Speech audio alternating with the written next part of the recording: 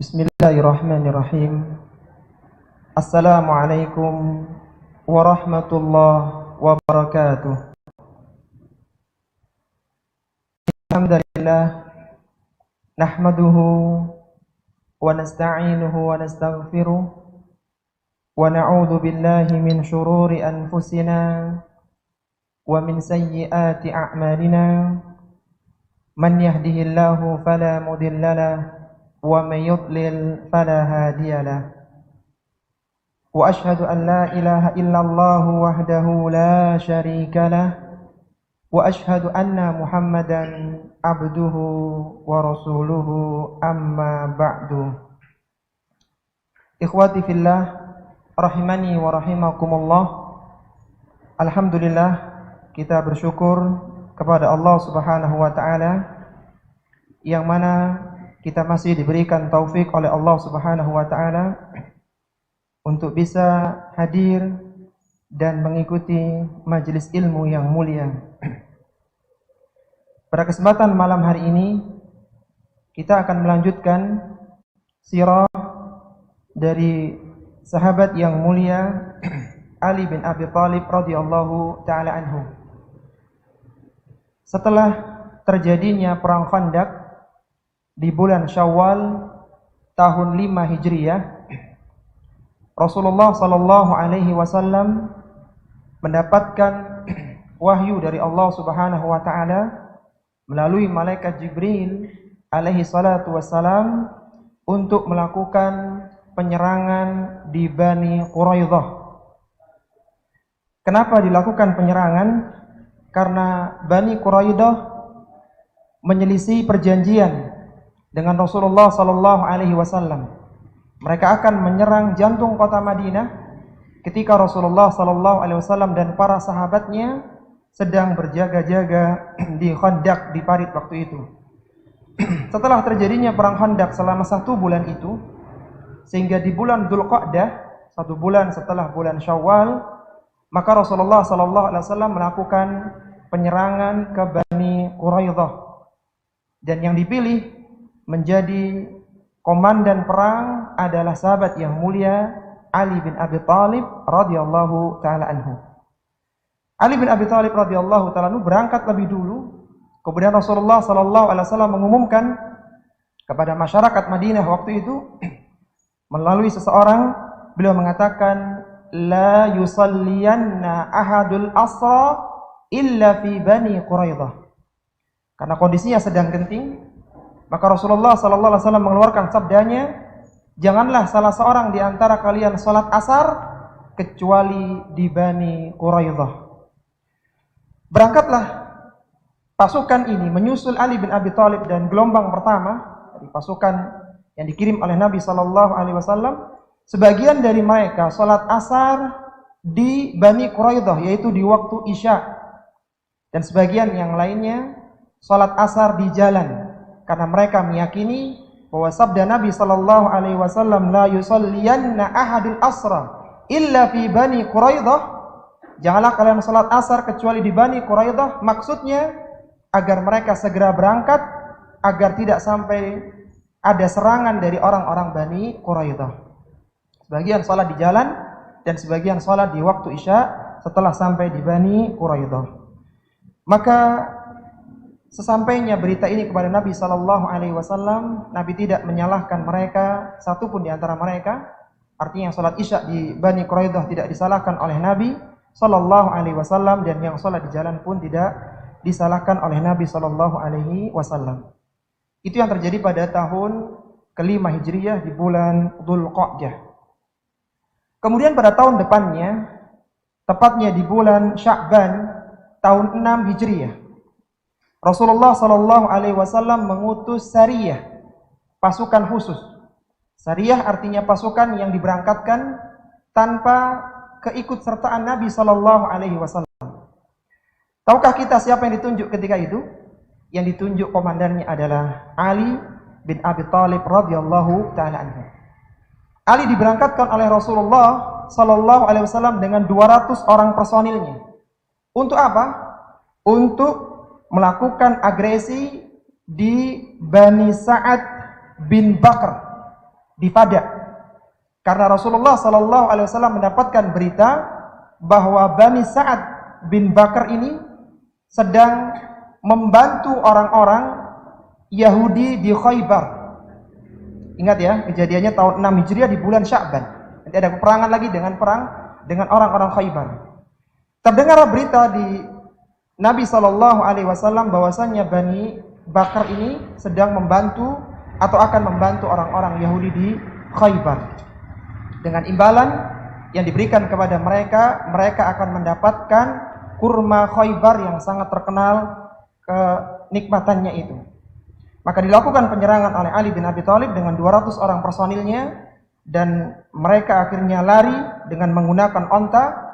Dari hasil syariah itu, Ali bin Abi Thalib radhiyallahu ta'ala anhu berhasil mendapatkan 500 ekor onta dan 2000 ekor kambing dari Bani Sa'ad bin Bakar. Kemudian masih di tahun yang sama, tahun 6 Hijriah. Tadi bulan apa? Bulan Sya'ban. Di akhir tahun 6 Hijriah, Rasulullah sallallahu alaihi wasallam bermimpi beliau melakukan umrah bersama sahabatnya. Maka berangkatlah 1.400 orang sahabat, dan di antara yang masuk dalam kelompok itu adalah sahabat yang mulia Ali bin Abi Thalib radhiyallahu ta'ala anhu. Kita tahu dalam kejadian itu terjadilah Bai'atur Ridwan. Itu informasi bahwa Utsman bin Affan radhiyallahu ta'ala anhu terbunuh ketika melakukan negosiasi di Makkah. Maka para sahabat 1.400 orang mengikuti Bai'atur Ridwan kepada Nabi sallallahu alaihi wasallam. Di antara yang ikut adalah Ali bin Abi Thalib radhiyallahu ta'ala anhu. Masih di bulan yang sama, di bulan Dzulqa'dah tahun 6 Hijriah. Ketika para pemuda-pemuda Makkah ingin melakukan serangan dadakan ke kamp Nabi sallallahu alaihi wasallam di Hudaybiyah, 80 orang itu berhasil ditaklukkan oleh para sahabat. Sehingga orang-orang Makkah memilih jalur perdamaian dengan mengadakan perjanjian Hudaybiyah. Yang terkait dengan kisah Ali bin Abi Thalib radhiyallahu ta'ala anhu, siapa juru tulis yang dipilih oleh Nabi sallallahu alaihi wasallam dalam perjanjian Hudaybiyah? Yang dipilih adalah sahabat yang mulia Ali bin Abi Thalib radhiyallahu ta'ala anhu. Waktu itu ada sebuah kisah bahwa Suhail bin Amr yang masih dalam kondisi musyrik, beliau tidak mau surat perjanjian itu ditulis Bismillahirrahmanirrahim. Maka Rasulullah sallallahu alaihi wasallam merintahkan kepada Ali, ganti kalimat Bismillahirrahmanirrahim seperti yang mereka minta, yaitu Bismikallahumma. Kemudian Rasulullah memerintahkan kepada Ali bin Abi Thalib, karena Ali salah seorang sahabat yang menguasai baca dan tulis dan banyak bahasa asing yang beliau kuasai.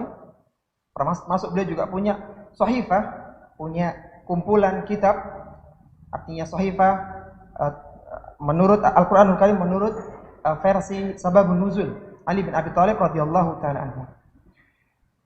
Kembali Rasulullah sallallahu alaihi wasallam memerintahkan kepada Ali bin Abi Thalib agar menulis min Muhammad Rasulillah.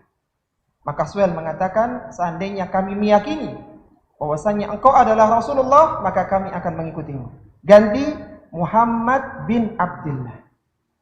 Kalaulah Bismillahirrahmanirrahim Ali mau merubahnya menjadi Bismikallahumma bihamdika, maka untuk Muhammad Rasulillah Ali tidak mau menghapus kata Rasulillah dengan Abdullah. Maka Rasulullah sallallahu alaihi wasallam yang ummi, yang tidak bisa baca tulis, mengatakan kepada Ali, tunjukkan kepadaku wahai Ali, mana tulisan Rasulullah, maka aku akan menghapusnya dengan tanganku. Maka ditunjukkan oleh Ali, maka Rasulullah sallallahu alaihi wasallam sendiri yang menghapus kata Rasulullah, dan Ali kembali menuliskan Muhammad bin Abdullah. Kemudian pada tahun depannya, tadi kan kejadian perjanjian Hudaybiyah di bulan Dzulqa'dah tahun 6 Hijriah. Tahun depan, sebulan atau 2 bulan setelah itu, tepatnya di bulan Al-Muharram tahun 7 Hijriah. Tadi kan penyerangan Bani Fadak tahun 6 Hijriah di bulan Sya'ban. Sekarang di awal bulan Muharram tahun 7 Hijriah. Pasca pulangnya Rasulullah sallallahu alaihi wasallam dari perjanjian Hudaybiyah, Rasulullah sallallahu alaihi wasallam mendapatkan berita bahwa beliau akan mendapatkan Fathu Khaybar. Maka Rasulullah sallallahu alaihi wasallam berangkat di tahun itu, di bulan Al-Muharram tahun 7 Hijriah, dan komandan perangnya yang ditunjuk bukan orang sembarangan. Rasulullah SAW mengatakan, keesokan harinya aku akan berikan panji perang Khaybar kepada seorang yang dia cinta kepada Allah dan Rasulnya, dan dia pun dicintai oleh Allah dan Rasulnya, dan Allah akan berikan kemenangan melalui orang tersebut. Maka berpagi-pagilah para sahabat ingin mendapatkan panji perang Khaybar, bukan karena mereka ingin mendapatkan kedudukan sebagai komandan panglima perang, tapi mereka ingin mendapatkan justifikasi bahwa dialah orang yang dianggap cinta kepada Allah dan Rasulnya, dan Allah pun cinta dan Rasulnya pun cinta kepada orang tersebut. Sampai-sampai apa kata Umar radhiyallahu ta'ala anhu? Tidaklah ada satu jabatan yang paling aku harapkan kecuali jabatan sebagai seorang panglima perang di perang Khaybar. Tapi ketika keesokan paginya Rasulullah sallallahu alaihi wasallam tanya, di mana Ali? Maka para sahabat mengatakan, Ali sedang sakit wahai Rasulullah. Maka Rasulullah sallallahu alaihi wasallam memanggil Ali yang sedang sakit mata. Beliau mendoakan Ali, memberikan ludahnya yang mulia sallallahu alaihi wasallam, kemudian Ali sembuh seperti tidak pernah sakit mata sebelumnya. Yang menarik dari kisah itu para ikhwan rahimani wa rahimakumullah adalah pesan Nabi sallallahu alaihi wasallam kepada sahabat yang mulia Ali bin Abi Thalib radhiyallahu taala. Apa pesan Nabi kepada orang yang akan melakukan agresi di Khaybar yang sudah dijamin kemenangannya? Meskipun perang itu tidak sedikit waktunya, hampir 1 bulan perang Khaybar itu. Maka Rasulullah SAW berpesan kepada Ali, unfuz ala rislika, berjalanlah engkau dengan perlahan-lahan wahai Ali, hatta tanzila bisahatihim, sampai engkau tiba di tanah lapang mereka.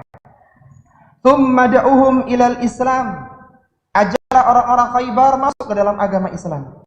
Wa ahbirhum bima yajibu alaihim min haqqillahi fi, dan sampaikan kepada mereka apa kewajiban mereka terhadap Allah Subhanahu wa taala. Kemudian Rasulullah sallallahu alaihi wasallam berikan satu kata yang sangat indah kepada Ali bin Abi Thalib. Beliau sallallahu alaihi wasallam mengatakan, la an yahdiyakallahu bika rajulan wahidan khairun laka min an yakuna laka humrun na'am. Kata Nabi sallallahu alaihi wasallam, wahai Ali, sungguh seandainya Allah Subhanahu wa taala memberikan hidayah kepada seseorang melalui tanganmu, maka itu lebih baik bagimu daripada engkau mendapatkan onta merah. Kalaulah Ali bin Abi Thalib sedang berdakwah, maka sungguh ucapan ini luar biasa. Akan tapi ketahuilah para ikhwan, Ali bin Abi Thalib diberikan pesan ini ketika beliau sedang berangkat untuk berperang. Seandainya orang bisa mendapatkan orang lain untuk masuk ke dalam agama Islam yang mulia, maka itu suatu yang lebih utama daripada dia mendapatkan onta merah. Dan ketika itu ada 2 lapis benteng besar di Khaybar. Benteng yang paling berat adalah benteng yang pertama, disebut dengan benteng Naim.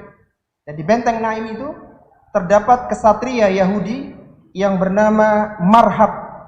Konon katanya Marhab ini kekuatannya dalam masalah peperangan itu seperti kekuatan 1000 orang. Maka terjadilah duel antara Marhab dengan Ali bin Abi Thalib sebagai panglima perang, dan tidak lama akhirnya Ali bin Abi Thalib radhiyallahu ta'ala anhu berhasil membunuh Marhab hingga tewas, sehingga benteng pertama pun ditembus, demikian seterusnya sampai akhirnya perang Khaybar dimenangkan oleh kaum muslimin. Itu di tahun berapa tadi perang Khaybar? 7 Hijriah di bulan Al-Muharram. Kemudian Allah Subhanahu wa taala menurunkan satu ayat di dalam Al-Qur'an yang disebut dengan ayatul najwa, atau sebagian menyebut ayatul munajah, yaitu firman Allah Subhanahu wa taala di surat Al-Mujadilah pada ayat yang ke-12. Allah Subhanahu wa taala berfirman, ya ayyuhalladzina amanu idza najaitumur rasula faqaddimu baina yaday najwaakum shadaqah dzalika khairul lakum wa adhar fa in lam tajidu fa innallaha ghafurur rahim. Kata Allah Subhanahu wa taala, wahai orang-orang yang beriman, jika kalian ingin melakukan konsultasi pembicaraan pribadi dengan Rasulullah sallallahu alaihi wasallam, faqaddimu baina yaday najwakum sadaqah. Maka hendaknya kalian mengeluarkan sedekah terlebih dahulu sebelum konsultasi itu. Surat Al-Mujadilah ini turun setelah Allah Subhanahu wa taala menurunkan surat Al-Munafikun. Surat Al-Munafikun turun pada tahun 6 Hijriah ketika kejadian perang Bani Mustalik. Sehingga perkiraan turunnya ayat ini adalah pada tahun 6 atau 7 Hijriah. Meskipun tidak ada data yang kami dapatkan secara pasti, tapi secara perkiraan seperti itu, dan nanti diisyaratkan dengan perkataan yang mulia dari Abdullah bin Umar tentang turunnya ayat yang mulia ini. Surat Al-Mujadilah pada ayat yang ke-12 ini. Dzalika khairul lakum wa athhar. Yang demikian itu lebih baik dan lebih bersih untuk kalian. Fa illam tajidu fa innallaha ghafurur rahim. Kalaulah kalian tidak punya harta untuk sedekah, maka sungguhnya Allah Subhanahu wa taala Maha Pengampun lagi Maha Penyayang. Tahukah kita para ikhwan rahimani wa rahimakumullah bahwa ayat ini hanya berusia 10 malam saja. Hanya 10 malam saja. Karena ayat itu dinasah oleh Allah Subhanahu wa taala dengan diturunkan ayat yang ke-13. Allah Subhanahu wa taala berfirman, "A'ashfaqtum an tuqaddimu baina yaday najwakum sadaqat." Apakah kalian takut menjadi miskin gara-gara sedekah yang kalian keluarkan? Fa illam taf'alu, kalaulah kalian tidak melakukannya, wa taballahu alaikum, dan Allah menerima taubat kalian. Di dalam Al-Qur'anul Karim di antara uslub penasahan satu ayat dengan kalimat wa taballahu alaikum. Sebagaimana kita tahu dalam surat Al-Muzammil ketika awal-awal turun itu perintah salat tahajud itu wajib. Dan surat Al-Muzammil itu yang 20 ayat itu turun dalam waktu 1 tahun sampai ayat yang ke-20. Maka Allah Subhanahu wa taala menasah wajibnya salat tahajud dengan menurunkan ayat yang ke-20 dengan menyebutkan kata wa taballahu alaikum. Sehingga perintah salat tahajud menjadi sunnah muakkadah bagi umat Muhammad sallallahu alaihi wasallam. Maka ayat tadi surat Al-Mujadilah pada ayat yang ke-12 dinasah dengan ayat yang mulia ini. Ayat yang ke-13 dari surat Al-Mujadilah. Fa aqimus salata wa atuz zakata wa atiullaha wa rasulah. Maka tegakkanlah salat, tunaikanlah zakat, dan taatilah Allah Subhanahu wa taala dan Rasulnya. Wallahu khabirum bima ta'malun, dan Allah Maha mengetahui apa yang kalian kerjakan. Berapa tadi masa berlakunya surat Al-Mujadilah ayat 12? 10 malam saja. Ketahuilah para ikhwan rahimani wa rahimakumullah, tidak ada satu orang sahabat pun yang sempat mengamalkan ayat yang mulia itu kecuali hanya Ali bin Abi Thalib radhiyallahu taala anhu. Beliau menginfakkan satu dinar dan beliau bertanya kepada Rasulullah sallallahu alaihi wasallam 10 pertanyaan. Keluarkan 1 dinar, mengajukan pertanyaan 10 pertanyaan khusus kepada Nabi sallallahu alaihi wasallam. Apa kata sahabat yang mulia Ali bin Abi Thalib radhiyallahu taala anhu? Beliau mengatakan ayatun fi kitabillahi lam ya'mal biha ahadun qabli wa la ya'malu biha ahadun ba'di wa hiya ayatul munajah. Kata Ali bin Abi Thalib dengan rasa percaya dirinya radhiyallahu taala anhu, beliau mengatakan satu ayat di dalam kitabullah yang tidak pernah diamalkan oleh seorang pun sebelumku dan tidak pernah diamalkan oleh seorang pun setelahku, yaitu ayatul munajah. Ayat tentang sedekah sebelum berkonsultasi kepada Nabi sallallahu alaihi wasallam. Apa kata Abdullah bin Umar, seorang sahabat yang wafat di Makkah tahun 73 Hijriah, tentang prestasi Ali bin Abi Thalib radhiyallahu taala anhu karena mengamalkan ayatul munajah. Apa tadi ayatul munajah? Surat Al-Mujadilah pada ayat yang ke-12. Apa kata beliau Abdullah bin Umar radhiyallahu taala anhu? Beliau mengatakan, laqad kanat li Aliyin radhiyallahu ta'ala anhu thalathatun. Sungguh Ali bin Abi Thalib radhiyallahu ta'ala memiliki 3 keutamaan yang tidak dimiliki oleh seluruh sahabat, termasuk Abu Bakar dan Umar radhiyallahu ta'ala anhu. Lau kanat li wahidatun minhunna kanat ahabbu ilayya min humrin na'am. Kata Abdullah bin Umar radhiyallahu ta'ala anhu, kalaulah seandainya aku dapat satu saja dari 3 keutamaan Ali bin Abi Thalib radhiyallahu ta'ala anhu, niscaya itu lebih aku cintai daripada unta merah. Apa 3 keutamaan itu? Yang pertama kata Abdullah bin Umar radhiyallahu ta'ala anhuma, tazwijuhu Fatimah. Alilah yang dipilih untuk menikahi Fatimah, putri Rasulullah sallallahu alaihi wasallam. Kita tahu Fatimah dinikahi oleh Ali pada tahun 2 Hijriah setelah kejadian perang Badar. Perang Badar terjadi pada bulan Ramadan tahun 2 Hijriah. Kemudian yang kedua, prestasi Ali bin Abi Thalib, keutamaan beliau yang tidak dimiliki oleh seluruh sahabat adalah wa i'ta'uhu rayata yauma Khaibar. Beliaulah yang terpilih untuk mendapatkan panji perang Khaibar. Tahun berapa tadi perang Khaibar? Tahun 7 Hijriah di bulan Muharram. Kemudian yang ketiga, wa ayatul najwa. Tidak ada yang sempat mengawalkan ayatul najwa kecuali Ali bin Abi Thalib radhiyallahu ta'ala anhu. Berikutnya para ikhwan rahimani wa rahimakumullah, ketika orang-orang Quraisy menyelisih perjanjian Hudaybiyah. Perjanjian Hudaybiyah terjadi di bulan Dzulqa'dah tahun 6 Hijriah. Ketika orang-orang Quraisy menyelisih perjanjian Hudaybiyah, maka Rasulullah sallallahu alaihi wasallam berencana untuk melakukan Fathu Makkah. Serangan dadakan kepada orang-orang Makkah untuk membebaskan Makkah dari cengkraman kekufuran, untuk menghindari terjadinya pertumpahan darah di kota suci, di tempat yang mulia itu. Maka Rasulullah sallallahu alaihi wasallam merahasiakan rencana untuk Fathu Makkah. Kita tahu Fathu Makkah terjadi di bulan Ramadan tahun 8 Hijriah. Perjanjian Hudaybiyah tahun 6 Hijriah di bulan Dzulqa'dah, sedangkan Fathu Makkahnya tahun 8 Hijriah di bulan Ramadan. Yang terkait dengan kisah Ali bin Abi Thalib di tahun itu adalah bahwasanya Hatib bin Abi Balta'ah radhiyallahu ta'ala anhu, salah seorang sahabat yang ikut perang Badar. Kita tahu di perang Badar adalah perang pertama kali di dalam Islam. Tidak ada yang ikut kecuali 319 orang sahabat Nabi yang Allah Subhanahu wa taala menjamin mereka dengan surganya. Hatib bin Abi Balta'ah ini memiliki saudara-saudara kerabat yang ada di Makkah. Sehingga Hatib menulis surat memberitahukan kepada mereka agar mereka bersiap diri kalaulah sewaktu-waktu terjadi penyerangan Fathu Makkah. Maka Nabi sallallahu alaihi wasallam mendapatkan wahyu dari Allah Subhanahu wa taala dan beliau memerintahkan kepada 3 orang sahabat besar. Yang pertama adalah Ali bin Abi Thalib, yang kedua Zubair bin Awam, dan yang ketiga adalah Miqdad bin Al-Aswad. Untuk apa?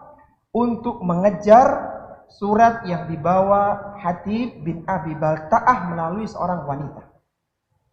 Dikejarlah wanita ini sampailah di Raudhatu Khakhin, di kebun Khakh. Ditangkaplah wanita itu, kemudian dikatakan oleh Ali dan 2 orang sahabat yang mulia radhiyallahu ta'ala anhum, mereka mengatakan, keluarkanlah surat itu, akhrijil kitab, keluarkanlah surat itu. Wanita itu mengatakan, ma ma'i min kitabin, aku tidak bawa surat. Kemudian Ali menggertak, la tukhrijannal kitaba au lanulqiyanna thiyaba. Engkau keluarkan surat itu atau engkau akan kami tanggalkan pakaian. Maka dikeluarkanlah surat itu dari ikatan rambut wanita tadi. Dan terdapat tulisan bahwasanya itu adalah surat dari Hatib bin Abi Balta'ah. Yang menjadi penekanan kita adalah bagaimana sigapnya Ali bin Abi Thalib radhiyallahu ta'ala anhu dalam melakukan instruksi Nabi sallallahu alaihi wasallam. Kalaulah Fathu Makkah terjadi di bulan Ramadan tahun 8 Hijriah, Maka pada tahun 9 Hijriah, tahun 9 Hijriah di bulan Rabiul Awal, Rasulullah sallallahu alaihi wasallam kembali mengirim sariyah.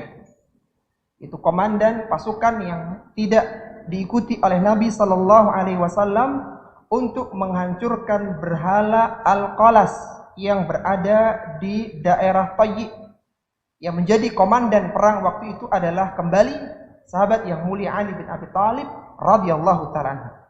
Sebagaimana pada sariyah yang pertama Rasulullah membekali Ali dengan 200 orang personil, maka di agresi yang kedua ini, di sariyah yang kedua ini, Rasulullah memberangkatkan Ali bin Abi Thalib radhiyallahu ta'ala anhu bersama 200 orang pasukan. 150 orang pasukan menggunakan onta dan 50 orang pasukan menggunakan kuda. Dan dari serangan itu, berhala Al-Qalas berhasil dihancurkan. Ali mendapatkan tawanan dan memperoleh binatang ternak dan domba yang sangat banyak dari daerah Tayyi itu. Terjadi pada bulan Rabiul Awal tahun 9 Hijriah. Masih di tahun yang sama, di tahun 9 Hijriah, Rasulullah sallallahu alaihi wasallam melakukan perang Tabuk yang sangat terkenal. Perang di musim panas dalam kondisi yang sulit, dan sahabat yang banyak menginfakkan hartanya untuk perang itu adalah Utsman bin Affan radhiyallahu taala anhu. Bagaimana dengan Ali radhiyallahu taala anhu, sahabat yang tidak pernah kalah dalam perang tanding dalam sejarahnya. Bahkan Ali pernah mengatakan, aku pernah 99 kali pernah perang tanding dan tidak ada satupun musuh yang bisa mengalahkanku biidznillah azza wa jalla. Di perang Tabuk Ali ingin ikut perang, ingin ikut berangkat. Perjalanan yang sangat jauh di ujung kota, di ujung Jaziratul Arab. Tapi Rasulullah sallallahu alaihi wasallam meminta Ali untuk menjaga keluarga beliau sallallahu alaihi wasallam di Madinah. Sehingga perang Tabuk yang terjadi di bulan Rajab tahun 9 Hijriah, yang tidak berangkat adalah Ali bin Abi Thalib radhiyallahu ta'ala. Jangan kita kira Ali bin Abi Thalib ini bahagia dengan ketidakberangkatannya. Ali datang kepada Rasulullah sallallahu alaihi wasallam dengan mengatakan, "Ya Rasulullah, akankah engkau tinggalkan aku bersama anak-anak dan kaum wanita di Madinah?" Artinya Ali ingin ikut perang, ingin ikut membantu perjuangan Islam di Tabuk.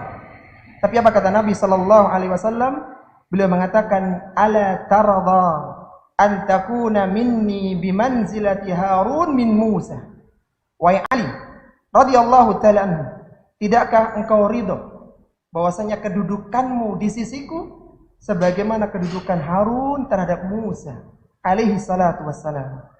Illa annahu laisa nabiyyun ba'di. Hanya saja, kalaulah Harun itu nabi, karena tidak ada nabi setelahku, maka engkau tidak menjadi seorang nabi.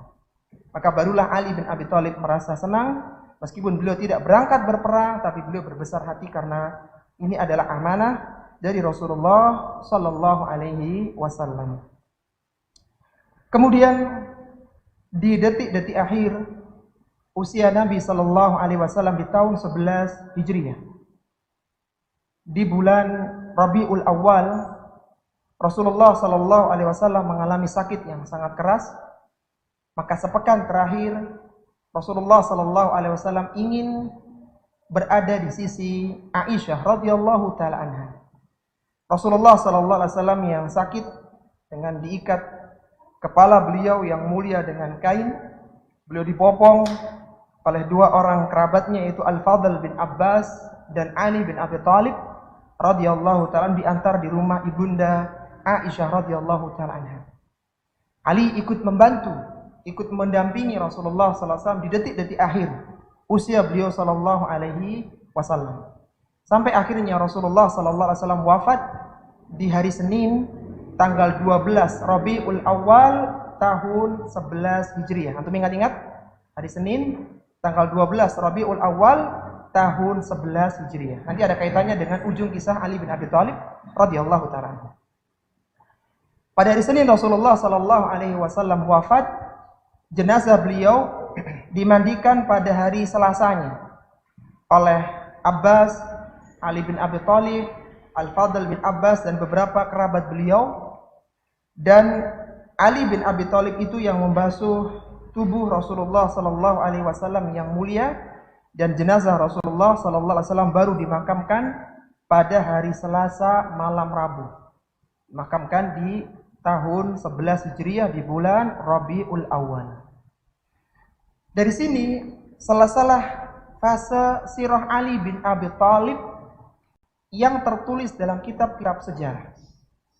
Sepanjang yang kami dapatkan ya, sekemampuan ana ya, maka pada masa Umar, pada masa Abu Bakar As-Siddiq yang 2 tahun itu memerintah, pada masa Umar yang 10 tahun itu memerintah, bahkan pada masa Utsman yang 12 tahun itu, maka kami belum menemukan data tentang posisi Ali bin Abi Thalib dalam strata pemerintahan 3 khalifah sebelumnya. Dan kita melihat dalam sejarah seperti yang ditulis oleh Al-Hafidz Ibnu Katsir dalam Al-Bidayah wan Nihayah, yang banyak diberangkatkan dalam agresi dan peperangan adalah sahabat-sahabat muda. Ali bin Abi Thalib termasuk sahabat yang senior, sehingga tidak diikutkan dalam berbagai peperangan di 3 khalifah sebelumnya, yaitu Abu Bakar, Umar, dan Utsman radhiyallahu taala anhum. Sehingga kita tidak mendapatkan bagaimana potret Ali bin Abi Thalib di dalam masa 3 khalifah yang sebelumnya. Ada, Ali pernah memberikan usul ketika Umar meminta saran dan seru, tapi tidak menduduki posisi. Tidak menjadi komandan perang, tidak menduduki sebagai gubernur, dan seterusnya. Wallahu ta'ala a'lam. Maka kita sekarang masuk pada masa kekhalifahan Ali bin Abi Thalib radhiyallahu ta'ala. Ini banyak dipotret oleh para ahli sejarah. Di antaranya adalah Al-Hafidz Ibnu Katsir dalam Bidayah wan Nihayahnya. Setelah terbunuhnya Utsman radhiyallahu taala anhu, kita tahu Utsman terbunuh pada bulan Dzulhijjah, seperti bulan kita sekarang ini. Tepatnya ya, meskipun terjadi perselisihan di kalangan para ulama-ulama tarikh, pendapat yang banyak dipilih oleh ulama sejarah, Utsman terbunuh pada tanggal 18 Dzulhijjah tahun 35 Hijriah. Kalau sekarang tanggal berapa ini? 13-14 Dzulhijjah tahun 1441. Di bulan yang sama. Yang ketika itu para sahabat banyak keluar dari Madinah untuk melakukan ibadah haji. Kita tidak bahas bagaimana kejadian wafatnya Khalifah Utsman, sudah dibahas oleh asatidah yang lainnya. Fokus kita adalah bagaimana pengangkatan Ali bin Abi Thalib radhiyallahu taala di tahun itu.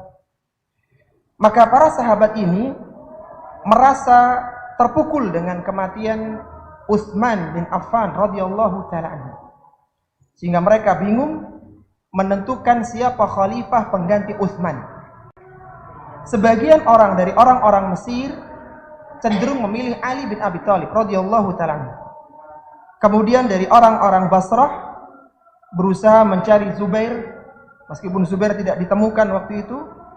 Dan dari Kufah ya, Kufah itu memilih Zubair, sedangkan di Basrah memilih Talha bin Ubaidillah. Beberapa memilih tokoh-tokoh yang lainnya, sampai Abdullah bin Umar pun sempat dicalonkan, tapi beliau menolak. Karena mereka merasa bahwa khalifah itu berat, menjadi seorang khalifah bukanlah hal yang sederhana. Apalagi kondisi negara sedang ada masalah begitu. Maka datanglah para tokoh-tokoh Muhajirin dan tokoh-tokoh Ansor mendesak Ali bin Abi Thalib agar bersedia menjadi khalifah. Akhirnya dengan desakan dari para petinggi-petinggi Muhajirin dan Ansar, Ali bersedia menjadi khalifah dan beliau dibaiat pada hari wafatnya Utsman, yaitu tanggal 18 Dzulhijjah tahun 35 Hijriah pada hari Jumat.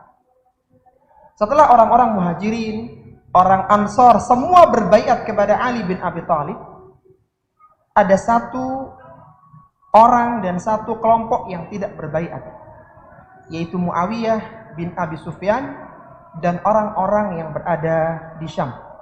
Ini yang tidak berbaiat. Semuanya berbaiat kepada Ali bin Abi Thalib radhiyallahu taala anhu. Setelah disepakati Ali sebagai khalifah ya, kecuali satu kelompok tadi atau satu daerah yang belum berbaiat, yaitu Syam di bawah gubernurnya Muawiyah bin Abi Sufyan radhiyallahu taala anhuma. Maka di tahun itu, tahun 35 Hijriah, tadi tahun berapa? Bulan apa diangkat menjadi khalifah Ali? Dzulhijjah tanggal 18 Dzulhijjah tahun 35 Hijriah. Kita tahu ya, bulan itu adalah bulan haji, Dzulhijjah. Maka sebagian besar sahabat itu sedang melakukan haji. Sebagian besar. Termasuk yang sedang haji adalah para ummahatul mukminin. Aisyah radhiyallahu taala anha, Hafsah dan para ummahatul mukminin sedang haji waktu itu, tahun 35 Hijriah. Mereka tidak tahu wafatnya Utsman kecuali ketika selesai haji mereka. Jadi mereka mau pulang baru mereka dengar bahwa ternyata di Madinah itu Utsman radhiyallahu taala anhu terbunuh oleh pemberontak yang jumlahnya tidak sedikit. Tidak sedikit. Sebagian menyebutkan jumlahnya sampai 2000 orang yang melakukan pengepungan itu. Maka ummahatul mukminin di antaranya Aisyah radhiyallahu taala anha memutuskan untuk tetap berdiam di Makkah. Karena kondisi Madinah dianggap kurang kondusif. Menetaplah mereka di Makkah untuk melihat perkembangan Madinah. Ini kan mau pulang haji. Dan sebagian sahabat yang lain yang ada di Madinah pasca dibaiatnya Ali bin Abi Thalib radhiyallahu taala anhu, di antaranya adalah Ubadah bin As-Samit, kemudian Abu Darda, Talhah bin Ubaidillah, Zubair bin Awam, dan Amr bin Abasah. Mereka ini sahabat yang meminta kepada Ali bin Abi Thalib agar melakukan qisas, melakukan pelacakan siapa kiranya yang terlibat dalam pembunuhan Khalifah Utsman bin Affan pasca dilantiknya Ali bin Abi Thalib sebagai khalifah. Apa jawaban Ali bin Abi Thalib? Beliau mengatakan bahwasanya kelompok yang memberontak itu bukan satu orang. Ini mewakili beberapa kabilah dan jumlah mereka besar. Sehingga untuk menegakkan qisas, maka negara harus kuat dulu. Maka menurut ana, kata Ali bin Abi Thalib, maka jangan terburu-buru dulu. Karena kalau salah menangkap, maka muncul fitnah di negara ini dan malah kacau suasananya. Maka sabar dulu wahai Talha, wahai Zubair dan sahabat-sahabat yang meminta untuk dilakukannya qisas. Talha dan Zubair ini akhirnya meminta izin kepada Ali bin Abi Thalib untuk berangkat ke Makkah. Setelah menyampaikan aspirasinya bahwa hendaknya dilakukan qisas kepada para pembunuh Utsman bin Affan radhiyallahu taala anhu. Berangkatlah Zubair bin Awam dan Talhah bin Ubaidillah ke Makkah atas persetujuan Ali bin Abi Thalib. Dan di Makkah ada siapa? Ada para ummahatul mukminin yang belum pulang dari ibadah haji. Kebetulan waktu itu ketika di Makkah itu datang pula Abdullah bin Amir dari Basrah. Yang Abdullah bin Amir ini adalah wakil Utsman untuk daerah Basrah. Waktu itu beliau berkunjung ke Makkah. Sehingga di Makkah saat itu berkumpullah para tokoh-tokoh sahabat. Talha bin Ubaidillah, Zubair bin Awam, ummahatul mukminin di antara Aisyah radhiyallahu taala anha dan Abdullah bin Amir dari gubernur Basrah pada masa pemerintahan Utsman bin Affan radhiyallahu taala. Sudah azan? Baik, anak teruskan sedikit ya, nanti supaya berhentinya agak enak nih. Baik, melihat kejadian itu, maka berembuklah para petinggi di Makkah. Melihat kejadian itu, maka Aisyah radhiyallahu taala anha menganggap bahwa pembunuhan Utsman ini adalah kezaliman besar. Karena mereka membunuh seorang khalifah. Satu, pembunuhan terjadi di bulan haram, bulan Dzulhijjah. Terjadi di tanah haram Madinah. Dan itu adalah tempat hijrahnya Nabi Sallallahu Alaihi Wasallam. Ini kezaliman besar.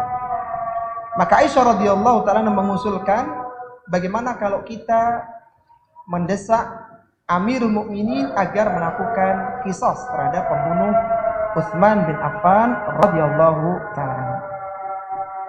Maka berangkatlah mereka ini yang di Makkah menuju Basrah. Jadi siapa? Aisyah radhiyallahu taala berangkat ke Basrah dengan sahabat-sahabat besar di antara Talha dan Zubair. Sedangkan ummatul mukminin yang lainnya pulang ke Madinah. Aisyah dan para sahabat besar berangkat ke Basrah, sedangkan ummatul mukminin itu pulang ke Madinah setelah ibadah haji. Apa yang terjadi di Basrah kita teruskan setelah adzan Isya, kita dengarkan secara bersama-sama. Wassallallahu ala nabiyyina Muhammadin wa ala alihi wa sahbihi wa sallama tasliman katsiran.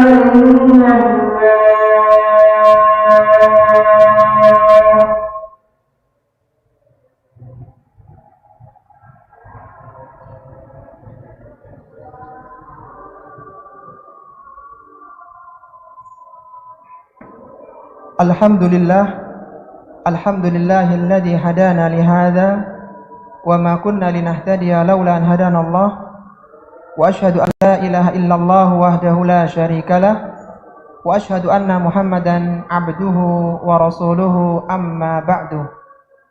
Kita lanjutkan pembahasan dari kisah atau sirah Ali bin Abi Thalib pasca dilantiknya beliau menjadi khalifah, tepatnya ketika dalam kisah kejadian perang Jamal. Ketika Aisyah radhiyallahu taala anha, Talhah bin Ubaidillah dan Zubair bin Awam berangkat ke Basrah.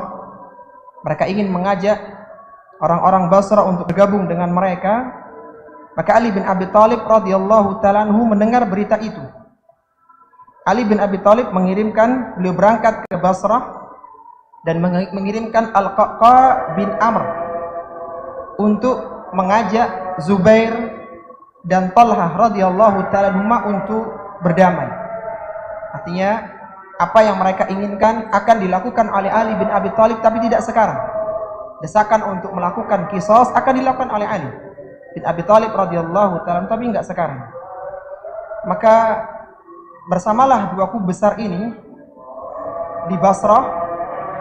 Kemudian ada penyusup yang masuk, yaitu Ibnu Sauda. Ibnu Sauda ini nama lain dari Abdullah bin Saba. Abdullah bin Saba ini memiliki pengikut-pengikut dan pengikutnya disusupkan di kedua belah pihak. Sebagian masuk dalam pihaknya Aisyah radhiyallahu ta'ala anha, Zubair dan Talhah radhiyallahu ta'ala anhuma.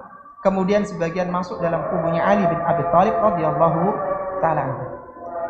Mereka inilah yang memicu terjadinya peperangan.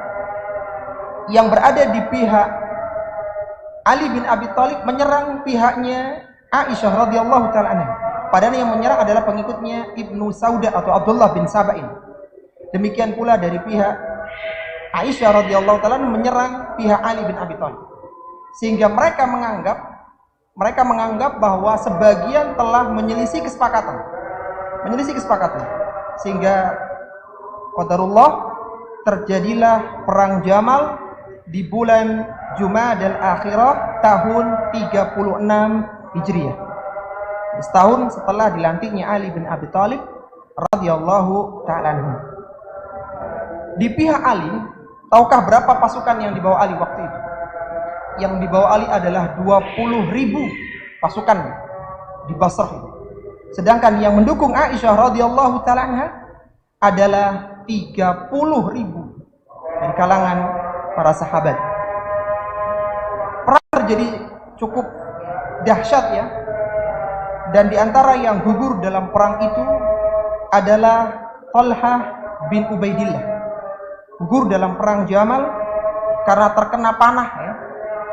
Sebagian mengatakan panah yang tidak bertuan, sebagian mengatakan pukulan dan sebagainya. Tapi yang jelas beliau kena panah sehingga darah telus mengalir dari Talhah bin Ubaidillah. Talhah bin Ubaidillah salah sahabat yang juga dijamin surga. Selain Ali bin Abi Thalib dan 4 khulafaur rasyidin dan 3 khulafaur rasyidin yang lainnya, maka Talhah bin Ubaidillah wafat pada bulan Jumadal Akhirah tahun 36 Hijriah di usianya yang ke-62 tahun. Talhah wafat di perang Jamal. Demikian pula yang menjadi salah satu korbannya adalah sahabat yang mulia yang juga dijamin surga oleh Rasulullah sallallahu alaihi wasallam, Zubair bin Awam. Di tengah terjadinya kecamuk perang Jamal, Zubair bin Awam dinasihati oleh Ali. Wahai Zubair, ingatkah kamu dengan sabda Nabi begini dan seterusnya. Sehingga Zubair bin Awam pun memutuskan untuk meninggalkan medan peperangan. Zubair keluar dari medan peperangan, beliau singgah di lembah As-Siba. Keluar dari medan peperangan Jamal, kemudian singgah di As-Siba, dan di sana beliau sudah diikuti oleh seorang dari Bani Tamim yang bernama Amru bin Jarmus. Zubair bin Awam radhiyallahu ta'ala anhu dibunuh oleh Amru bin Jarmus di lembah As-Siba itu di tahun 36 Hijriah di usia 64 tahun.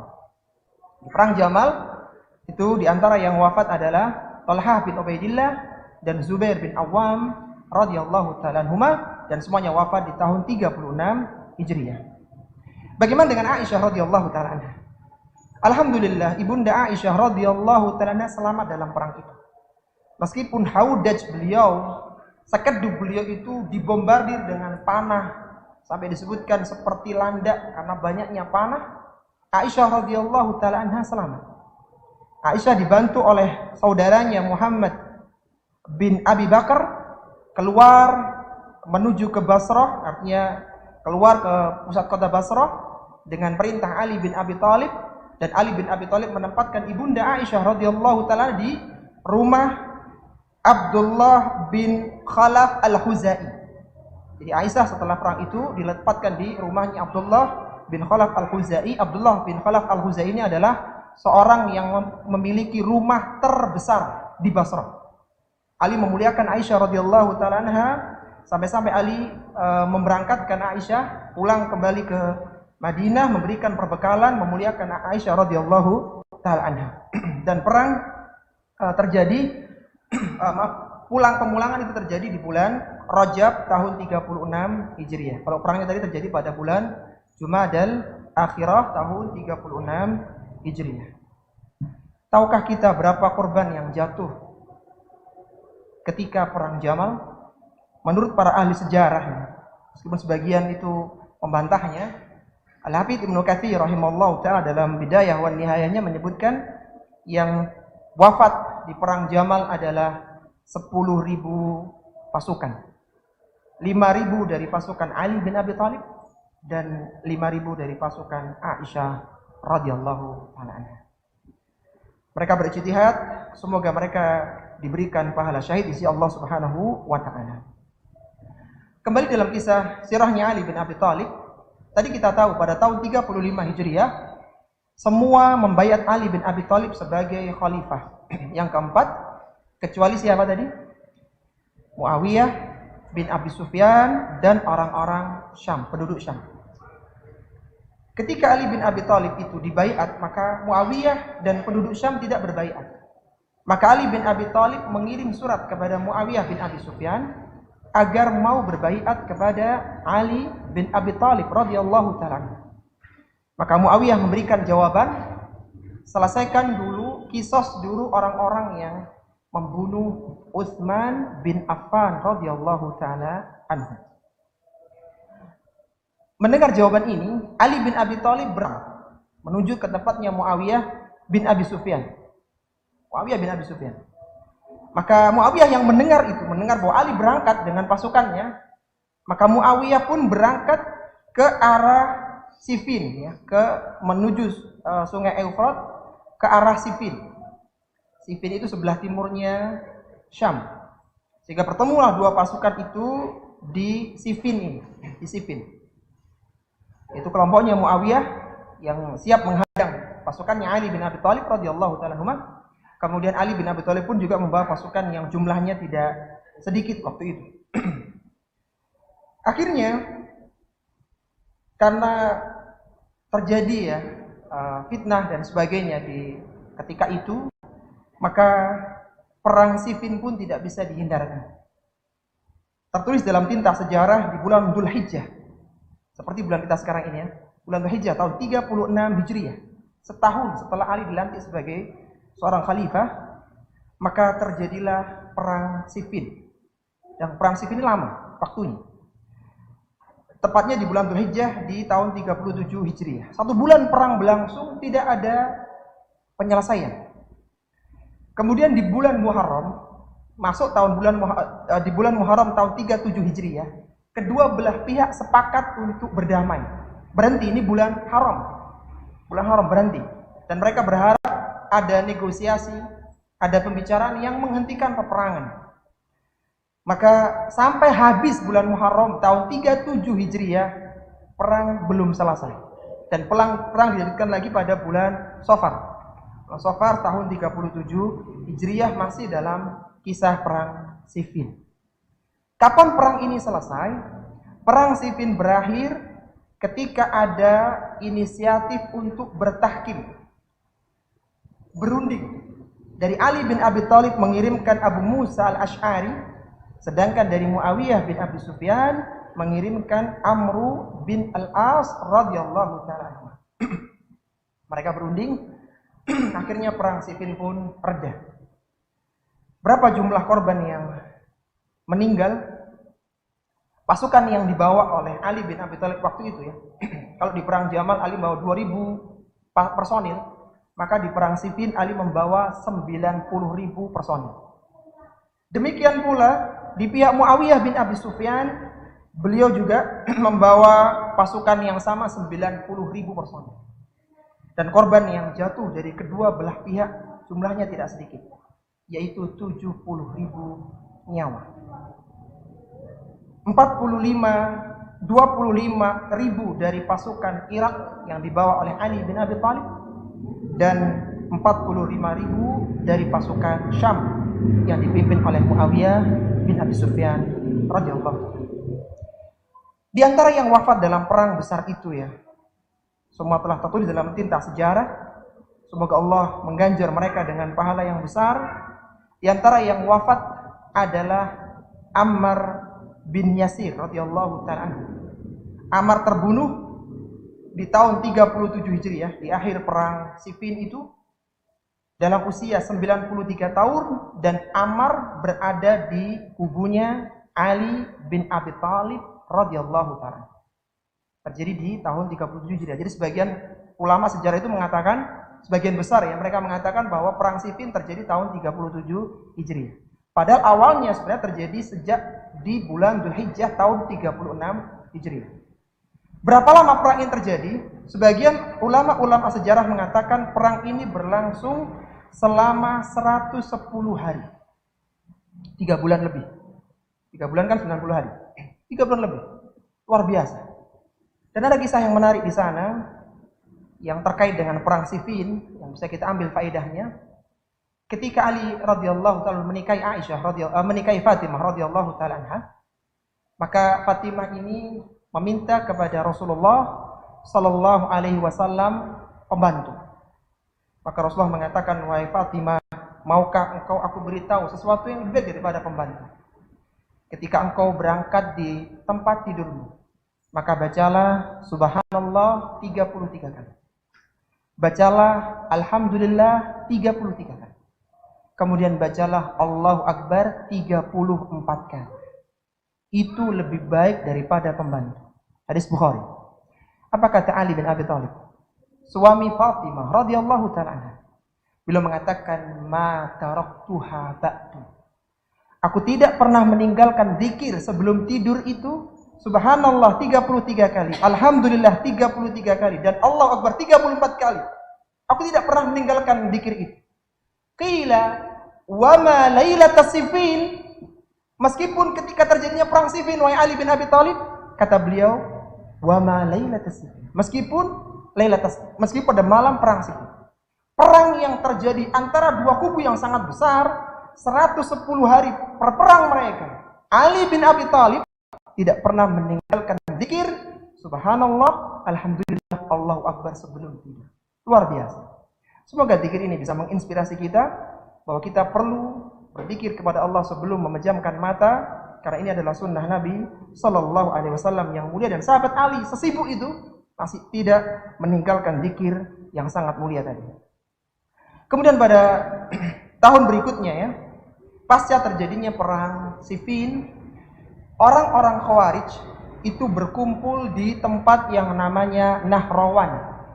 Orang-orang Khawarij berkumpul di tempat yang namanya Nahrawan. Di sana mereka membuat sebuah kekuatan dan kekuasaan tersendiri. Awalnya dibiarkan oleh Ali bin Abi Thalib di Nahrawan, tetapi ketika mereka mulai membuat masalah, mereka menumpahkan darah, menghalalkan yang haram, membunuh para sahabat, maka Ali pun tidak mendiamkan mereka. Di antara sahabat yang terbunuh oleh orang-orang Khawarij yang ada di Nahrawan adalah Abdullah bin Khabbab. Abdullah bin Khabbab adalah putranya Khabbab bin Arad. Abdullah bin Khabbab ini punya istri yang sedang hamil. Dan ringkas cerita ya, Abdullah bin Khabbab dibunuh oleh orang Khawarij, istrinya pun yang sedang hamil, mohon maaf itu dibunuh, dan perutnya dibelah oleh mereka. Terdengarlah berita ini kepada Ali bin Abi Thalib, tertumpahnya darah seorang muslim, maka Ali bin Abi Thalib mengirim utusan untuk mendakwahi mereka, mengajak mereka untuk kembali ke jalan Allah Subhanahu wa taala. Ali bin Abi Thalib mengirim Al-Haris bin Murrah bin Al-Abd. Tapi Al-Haris sesampainya di sana belum mengatakan satu kata pun, langsung dihabisi oleh orang-orang Nahrawan, orang-orang Khawarij yang ada di Nahrawan. Maka Ali bin Abi Thalib berangkat dengan pasukannya, menaklukkan mereka. Ringkas cerita, banyak dari orang-orang Nahrawan yang terbunuh, sedangkan di kubu Ali hampir-hampir tidak ada yang terbunuh. Dan pemimpin mereka Abdullah bin Wahab yang menjadi pemimpin Khawarij di Nahrawan pun ikut terbunuh. Termasuk yang terbunuh dalam perang Nahrawan ini adalah bapak dan saudara laki-lakinya Qatam binti As-Sijnah. Qatam binti As-Sijnah salah seorang wanita yang cantik di Nahrawan, ahli ibadah yang sangat terkenal ya, Qatam binti As-Sijnah. Wafat dalam perang Nahrawan itu tahun 38 Hijriah, bapaknya dan saudara laki-lakinya. Maka ketika Qatam binti As-Sijnah ini dilamar oleh Abdurrahman bin Muljam karena tertarik dengan kecantikannya dan ahli ibadahnya Qatam ini, maka Qatam ini memberikan syarat untuk yang menikahinya, karena dia wanita sangat cantik dan terkenal kecantikannya waktu itu. Apa syaratnya? Sediakan kepadaku wahai Abdurrahman bin Muljam 3.000, bawakan kepadaku seorang pembantu, datangkan kepadaku budak wanita, dan syarat yang keempat, bunuh Ali bin Abi Thalib karena dia yang sudah membunuh bapak dan saudara laki-laki. Itu syarat kalau ingin menikahi Qatam binti As-Sijnah. Maka Abdurrahman bin Muljam ini berangkat ke Kufah, dan pada hari Jumat tanggal 17 Ramadan tahun 40 Hijriah, ketika Ali bin Abi Thalib keluar untuk sholat subuh, Abdurrahman bin Muljam menikamnya. Ali bin Abi Thalib kemudian terluka, dan beliau memerintahkan Sa'dah bin Hubairah bin Abi Wahab untuk mengimam salat subuh karena Ali tidak mampu lagi untuk salat subuh. Ali radhiyallahu ta'ala sempat hidup 2 hari ya. Pada hari Jumat itu masih hidup, kemudian hari Sabtu, dan Ali baru wafat pada hari Ahadnya menurut pendapat yang kuat. Menurut pendapat yang kuat, Ali bertahan 2 hari kemudian wafat pada hari Ahad tanggal 19 Dzulhijjah, tanggal 19 Ramadan di tahun 40 Hijriah. Sebagian mengatakan Ali wafat tahun 17 Ramadan tahun 40 Hijriah, sebagian mengatakan 19 Ramadan tahun 40 Hijriah. Itu perbedaan tarikh sejarah yang ditulis oleh para ulama-ulama sejarah. Ali bin Abi Thalib akhirnya wafat dan beliau meninggalkan 17 orang putri dan 14 orang putra. Dan masa kepemimpinan Ali ya, sejak tahun 35 Hijriah sampai wafat tahun 19 Ramadan tahun 40 Hijriah itu adalah 4 tahun 8,5 bulan. 4 tahun 8,5 bulan. Apa kata Safinah? Safinah pernah mengatakan, khilafatu Abi Bakrin radhiyallahu anhu sanatain. Khalifahnya Abu Bakar 2 tahun. Wa khilafatu Umar radhiyallahu anhu asyra sinin. Khalifahnya Umar 10 tahun. Berarti berapa? 2 tambah 10, 12. Naam. Wa khilafatu Utsman radhiyallahu anhu 12 sanah. Khalifahnya Utsman 12 tahun.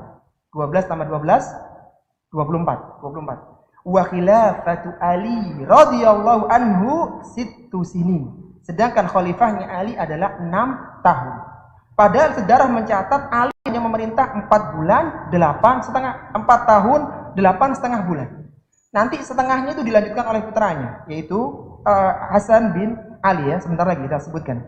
Baik, Ali bin Abi Thalib ini wafat tanggal 19 Ramadan tahun 40 Hijriah. Beliau telah meriwayatkan 586 hadis Nabi sallallahu alaihi wasallam. Jumlah yang tidak sebanyak Abu Hurairah. Abu Hurairah jumlahnya 5.000. Aisyah jumlahnya 2.000 lebih. Ali hanya 586 hadis.